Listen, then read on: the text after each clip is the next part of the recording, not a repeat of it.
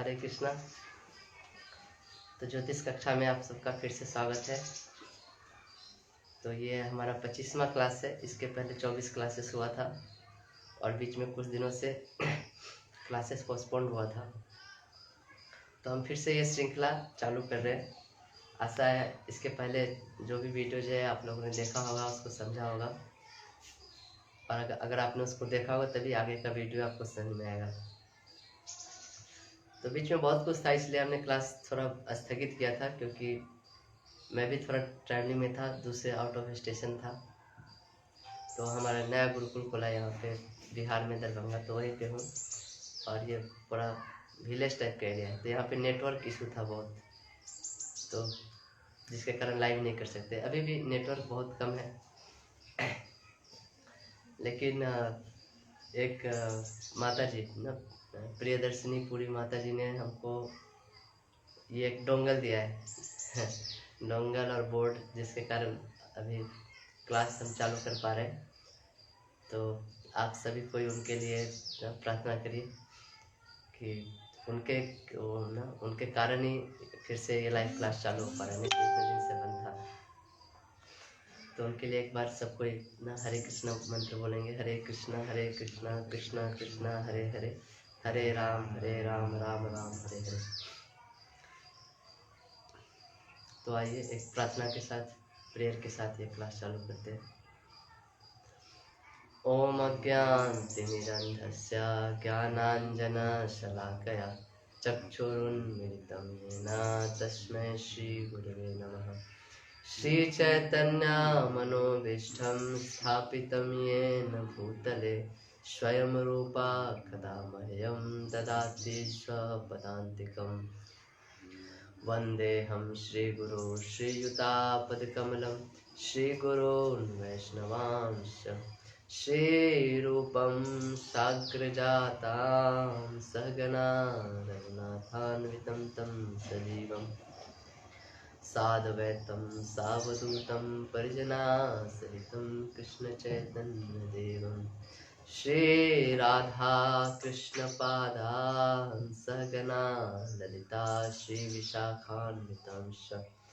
नमो विष्णुपादाय कृष्णप्रेष्ठाय भूतले श्रीमते भक्तिवेदांत स्वामिनिति नामिने। नमस्ते सरस्वती देवे गौरवाणी प्रचारिणे निर्विशेष शून्यवादी पाश्चात्य देशतारिणे। नमो महावदन्याय कृष्ण प्रेम प्रदायते कृष्णाय कृष्ण चैतन्य नामिने गौरतिसे नमः। हे कृष्णा करुणा सिंधु दीनबंधु जगतपते गोपेश गोपिका कांत राधा कांत नमस्तुते। तप्त कांचन गौरांगी श्री राधे वृंदावनेश्वरी वृषभानुसुते देवी प्रणमामि हरिप्रिये।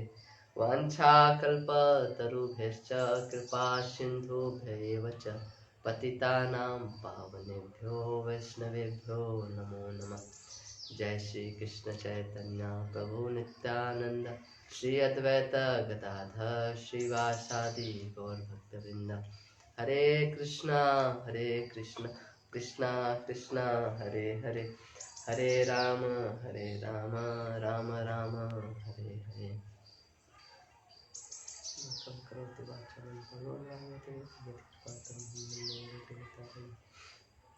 नारायणं नमस्कृत्य नरं चैव नरोत्तमं देवीं सरस्वतीं व्यासं ततो जयमुदीरयेत्। तो आप सभी का फिर से स्वागत है ज्योतिष कक्षा। आज डे 25। तो हमने इसके पहले तक लियो सिंह राशि तक हमने कंप्लीट किया था, और इसके बाद गैप था। फिर आज अभी से फिर हम लोग वर्गो राशि के बारे में जानेंगे। तो आज से आप लोग जो ये गैप था, ये गैप का अच्छा से यूटिलाइजेशन किए होंगे। ये गैप होना भी बहुत ज़रूरी था, क्योंकि मैं जो बता रहा हूँ राशि के बारे में, ना प्लैनेट्स के बारे में, तो ये बहुत इन्फॉर्मेटिव है, लेकिन इसको प्रैक्टिस के लिए बहुत टाइम चाहिए ना। एक जो टेक्निक जो बता रहा हूँ, वो सब टेक्निक को प्रैक्टिस करने के लिए सालों साल लगते हैं। आपको 200 400 500 चार्ट्स पे उसको प्रैक्टिस करेंगे तभी वो आएगा। ऐसा नहीं है, ये कोई फिलोसफी क्लास नहीं कि आप सुन लिए और आपको याद हो गया ना। ये आपको तभी रिवील करेगा जब तक आप प्रैक्टिस करेंगे ना। ये सुन के सिर्फ सीख नहीं सकते हैं, इसलिए मैं बार बार जोर देता हूँ कि आप जो भी सीख रहे हैं ऐसे ऐसे कुछ चार्ट्स लीजिए, उस पर प्रैक्टिस करके कि हाँ ये टेक्निक, प्रेडिक्शन टेक्निक कैसे इस चार्ट पे अप्लाई हो रहा है। तब वो हर साइन का, हर हाउस का, हर प्लैनेट का अपना एक कॉन्शियसनेस है, अपना एक एनर्जी है। उससे उससे सिंक होने के लिए आपको प्रैक्टिस करना पड़ेगा। बिना प्रैक्टिस के आप वो सीख नहीं सकते हो। कोई बुक में वो लिख के नहीं दिया जा सकता। जैसे किसी का कोई आदमी कैसे बिहेव करेगा ये कोई लिख के नहीं दे सकता। वो ना टाइम टू टाइम डिपेंड करता है, सिचुएशन पे डिपेंड करता है। उसी तरह कौन सा प्लैनेट किस राशि में कितने डिग्री पे है और क्या रिजल्ट देगी, वो प्रैक्टिस से ही आएगा। मैं जो टेक्निक दे रहा हूँ वो तो एकदम स्नैपशॉट टेक्निक सब है, लेकिन तो भी आपको बिना प्रैक्टिस के उससे आप सिंक नहीं हो पाएगा। ये बहुत बेसिक चीज़ है। इसीलिए ये जो टाइम गैप था बीच बीच में देना जरूरी है ना। और आप लोग इस टाइम गैप को मिलता है, उसमें जो भी टेक्निक पढ़े उसको अप्लाई करिए, सीखिए, तभी आप लोग आगे का भी सीख पाएंगे ना। और ये कार्तिक मंथ भी था, बीच में बहुत सारे फेस्टिवल्स थे। बहुत लोग है ना इस मंथ में ट्रैवल करते हैं। बहुत लोग अलग अलग तरह के ऑस्टेरिटीज करते हैं, धाम घूमने जाते हैं, एक्स्ट्रा माला जप करते हैं, बहुत सारे फेस्टिवल होते हैं। तो इसलिए वो गैप भी था, इसलिए वो छुट्टी का दिन था, ऐसा कि अच्छे से सब कुछ हो सके। तो अभी सब कुछ लगभग ख़त्म हो चुका है कार्तिक मंथ। तो आज से हम लोग फिर अपना जर्नी जो एस्ट्रोलॉजी का है वो चालू करेंगे। होप आप लोग को अच्छा लग रहा होगा, आप लोग प्रैक्टिस कर रहे हैं, क्योंकि बहुत लोग क्वेश्चन नहीं पूछ रहे हैं। तो आपको थोड़ा धैर्य के साथ प्रैक्टिस करना पड़ेगा और स्टेप बाय स्टेप आगे जाना पड़ेगा ना, तभी आप सीख पाएंगे। मैं बहुत लोग ऐसे क्वेश्चन पूछते हैं जो चीज़ मैं पढ़ाया नहीं हूँ अभी तक ना, और मैं उनको जवाब भी नहीं देता, क्योंकि उसकी कोई अभी ज़रूरत नहीं है। कि जो चीज़ अभी जो सिखाया जा रहा है उसको आपको ध्यान देना है ना। क्योंकि आप जो चीज़ पूछ रहे हैं बहुत आगे की चीज़ है। ऐसा लगता है कि हम वो सीख जाएंगे तो बहुत कुछ जान जाएंगे, लेकिन कभी भी आप अच्छे एस्ट्रोलॉजर नहीं बन पाइएगा ना। जैसे सबसे पहले होता है हाउसेस ना, हाउस की एनर्जी को समझना पड़ेगा। उसके बाद आते हैं राशि ना, ये राशि का स्पेन 30 डिग्री का होता है। जब आप राशि की चीज़ें पूरा मास्टर कर लेंगे ना, जोड़िएक साइन है उसके पूरा सीख जाएंगे अच्छी तरह से, तब आप नक्षत्र के ऊपर जाते हैं, तब आप नक्षत्र के बारे में सीखते हैं। एक नक्षत्र 13 डिग्री 20 मिनट का होता है ना, वो और भी क्लोज फोकस ना। एक ही राशि में ना, एरीज राशि है, उसमें उसमें कोई प्लैनेट है, सन है, तो एक ही राशि में अगर वो अश्विनी नक्षत्र में है तो अलग रिजल्ट देगा, वो भरणी नक्षत्र में है तो अलग रिजल्ट देगा ना। तो राशि के बाद हम नक्षत्र पढ़ते हैं, फिर नक्षत्र के बाद और उसके नक्षत्र पद में जाते हैं, जो रावण संहिता में आता है। तो नक्षत्र पदा और भी ज़्यादा फोकस्ड होता है ना, 3 डिग्री 20 मिनट्स ना। उससे आप टाइमिंग ऑफ इवेंट्स ना, कौन सा इवेंट कब होगा, कब मैरिज होगा ना, क्या कर्म है उसके, ये सब चीज़ भी अच्छे से कैलकुलेट करके बता सकते हैं। तो ये डिग्री बहुत महत्व। उसके बाद हम नक्षत्र पद सीखते हैं ना। फिर नक्षत्र पद सीखने के बाद आप ना फिर योगा, बहुत सारे योगा बनते हैं ना। जैसे 7th लॉर्ड इन ना, 7th house lord in 9th house, 9th house lord in 7th house, तो योगा बनता है। ऐसे बुध आदित्य योगा बनता है, गज केसरी योगा बनता है, ऐसे बहुत सारे योगा आते हैं।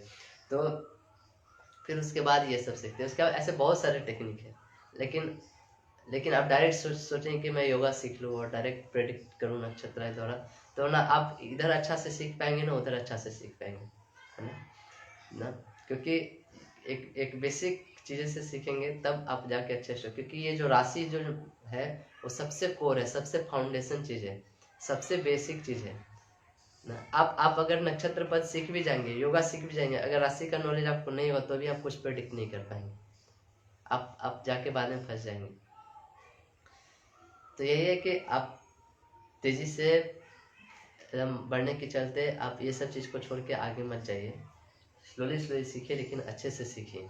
जैसे ये दीवार है राइट, ये दीवार के ऊपर पहले ईंटा डालते हैं, फिर सीमेंटिंग डालते हैं, फिर प्लास्टर करते हैं, फिर उसको पेंटिंग करते हैं। तो वो जो ईंटा और ना सीमेंट का जो प्लास्टर करते हैं वो उसको स्ट्रांग बनाता है। उसके बाद आप कोई भी कलर डालिए, कुछ प्रॉब्लम नहीं पड़ता। अलग अलग फ्लेवर डाल सकते हैं, कोई लाल, कोई पीला, कोई ब्लू, कोई हरा, कोई उजला। लेकिन आपका अगर जो सीमेंट है वो स्ट्रांग नहीं होगा तो वो फिर कोई काम का नहीं है। कलर सिर्फ कलर से स्ट्रांग नहीं होता, कलर से सिर्फ शोभा बढ़ता है। तो जो राशि जो है, राशि जो राशि को समझना बहुत जरूरी है। और इनफैक्ट आप सिर्फ राशि से ही बहुत सारे प्रेडिक्शन कर सकते हैं ना। एक सिर्फ आप राशि का नॉलेज है आपको, तो उससे आप कम से कम 100 प्रेडिक्शन कर सकते हैं किसी। अगर आप राशि छोड़ के डायरेक्ट नक्षत्र में जाएंगे तो आप बहुत मतलब कि आपका जो एरिया है बहुत कम हो जाएगा प्रेडिक्शन करने का। तो इसलिए मैं बार बार फोकस करता हूँ कि आप आगे मत जाइए, जो पढ़ा रहे हैं सिर्फ उसी पे फोकस करिए। आपको पढ़ना भी है तो इसी सब चीज़ के बारे में भी पढ़िए, क्योंकि ये सब पढ़ने के बाद भी आपको प्रैक्टिस के लिए समय लगेगा, 1 साल 2 साल, तब आप जाके इसको समझ पाएंगे। एक दिन में कोई घर नहीं बनता, उसी तरह एक दिन में आप एस्ट्रोलॉजी नहीं सीख पाएंगे। तो मैं देखता हूँ बहुत लोग ना पहले आते हैं, पराशर एस्ट्रोलॉजी पढ़ना चाहते हैं, पराशर होरा शास्त्र पढ़ते हैं। उनको कुछ फिर उनको लगता है कि पराशर ने कुछ अच्छा नहीं दिया, उससे प्रेडिक्शन नहीं हो रहा है। फिर उससे हट के वो जाते हैं केपी एस्ट्रोलॉजी सीखना चालू करते हैं। उनको लगता है केपी एस्ट्रो, फिर वो भी सीख लेते हैं, लेकिन उसके बाद भी उनसे कुछ प्रेडिक्शन नहीं होता। फिर उसके बाद वो और आगे जाते हैं, फिर सोचते नहीं अब भृगु भृगु संहिता सीखना चाहिए, तो भृगु एस्ट्रोलॉजी सीखते हैं, नारी एस्ट्रोलॉजी सीखते हैं। और लास्ट में ये चारों सीखने के बाद भी कुछ प्रेडिक्शन नहीं होता है। क्यों? क्योंकि उन्होंने बेसिक ठीक से पढ़ा नहीं। पराशर एस्ट्रोलॉजी है, उसमें भी आप प्रेडिक्शन कर सकते हैं ना। एक एस्ट्रोलॉजर हुए, क्या नाम था उनका, सारा वाले जी ने लिखा है, वरामिहिर ना, वरामिहिर एस्ट्रोलॉजर। तो उन्होंने प्रेडिक्ट किया। उन्होंने पुणे के राजा का जो पुत्र है ना, उनके पत्नी के साथ वो भाग जा गया, कुछ जो भी होगा। तो ये प्रेडिक्शन उन्होंने पराशर होरा शास्त्र पढ़ के किया। उन्होंने कुछ ना भृगु पढ़ा ना केपी। उस समय केपी तो था भी नहीं, केपी कृष्णमूर्ति पद्धति तो बहुत बाद में आई। तो कहने का मतलब है कि आप एक ब्रांच से दूसरे ब्रांच पे जंप कर सकते हैं, लेकिन आप कभी एस्ट्रोलॉजर अच्छे नहीं बन सकते। जबकि एक जगह पे आप फोकस करके सीखेंगे तो आप बहुत अच्छा सीख पाएंगे, बहुत अच्छा कमांड होगा ना। कि एस्ट्रोलॉजी सिर्फ ऐसा नहीं कि टेक्निक सीख लें, इसके लिए बहुत इंट्यूशन चाहिए होता है, और इंट्यूशन होने के लिए डेप्थ में जाना पड़ता है। तो ये चीज़ था। जैसे मैं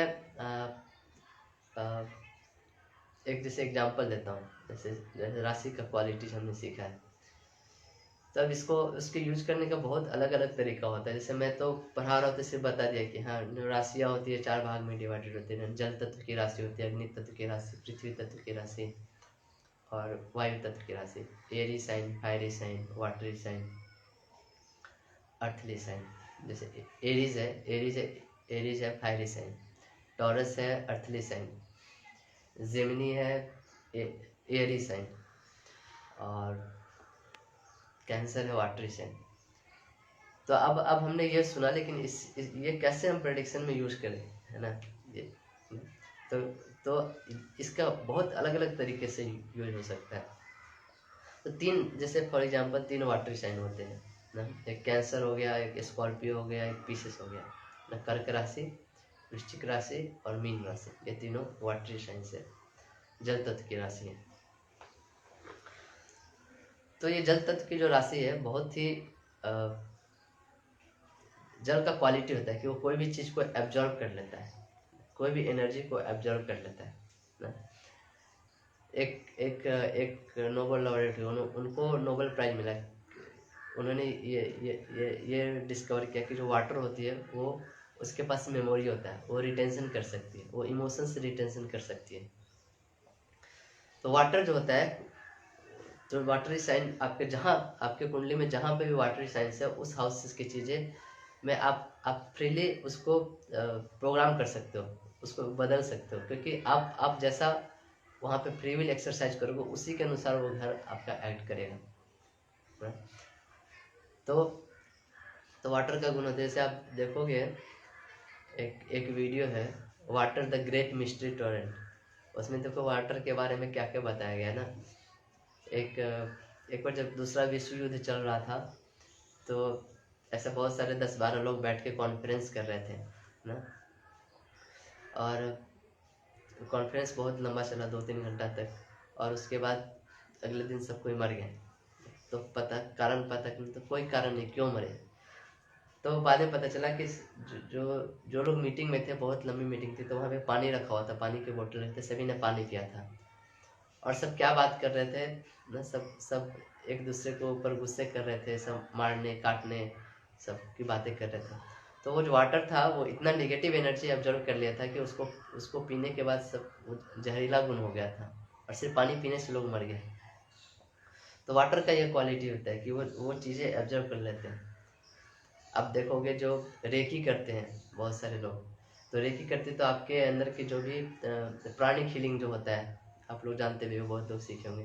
तो उसमें जो भी निगेटिव एनर्जी होती है आपके ना शरीर से निकाल के वो पानी में डालते हैं, और फिर वो पानी को फेंक देते हैं। फिर बोलते हैं वो पानी को ना टच करिए, ना उसको पीजिए, उसको फेंक देते हैं।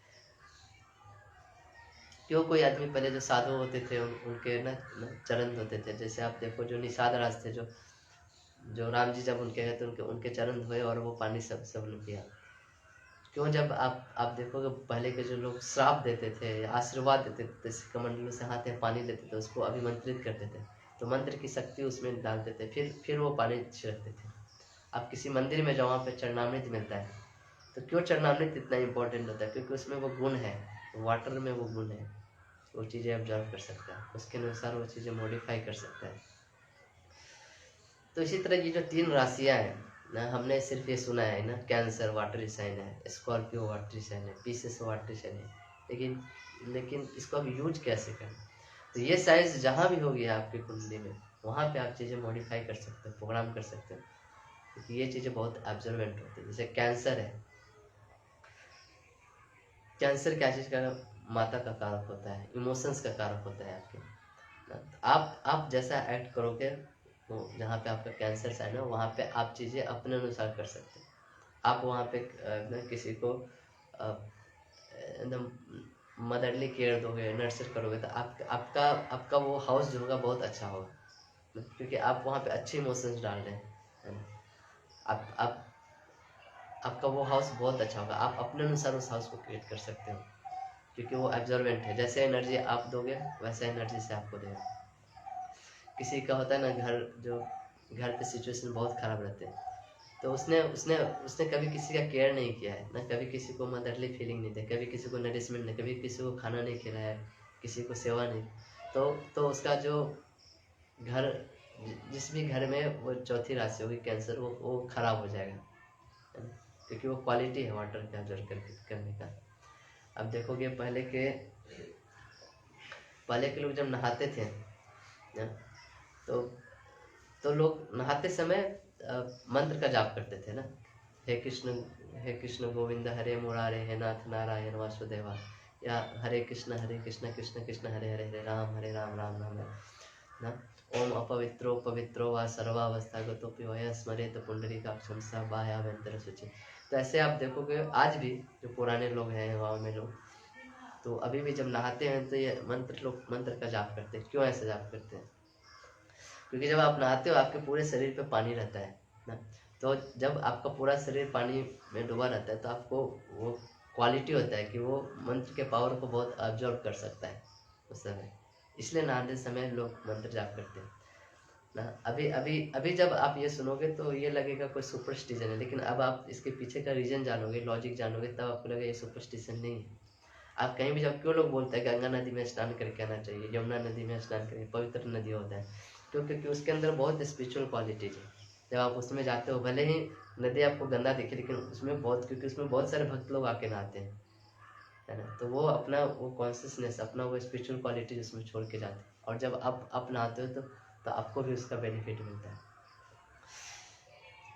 आप देखोगे एक चैतन्य चरितमृत में एक स्टोरी आती है, जब चैतन्य महाप्रभु ने अपना कृष्ण प्रेम एक नदी में छोड़ा था, बोला था कि मेरा एक भक्त आएगा, और जब नरोत्तम दास ठाकुर आते हैं तो उनको वो कृष्ण प्रेम देते हैं। क्यों उन्होंने, मतलब कि वो पानी को ही चुना, नदी को ही, वो अपना कृष्ण प्रेम एक पेड़ में भी डाल के जा सकते थे, क्योंकि पेड़ में वो क्वालिटी नहीं है जो पानी में ना, पानी उस चीज़ों को रिटेंशन कर सकते हैं।